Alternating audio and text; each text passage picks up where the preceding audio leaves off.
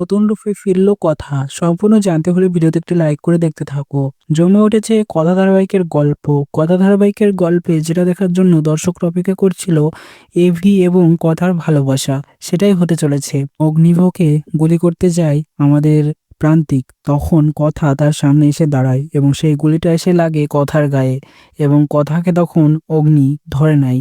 অর্থাৎ বুঝতেই পারা যাচ্ছে যে অগ্নি এবার কতটা কষ্ট পাবে যে কথা তার চোখের সামনে মারা যাচ্ছে বা মৃত্যুর মুখোমুখি। এটা একদমই সহ্য করতে পারবে না সে।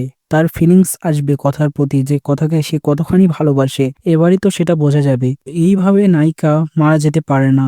সে আবার নতুন রূপে ফিরবে, নতুন ভাবে এভির কাছে। হয়তো দেখা যাবে যে কথা মারা গেছে কিন্তু কথা আদৌ মারা যায়নি, কথা বেঁচে আছে। সে হয়তো নতুন কোনো রূপে আবার ফিরে আসবে এভির জীবনে।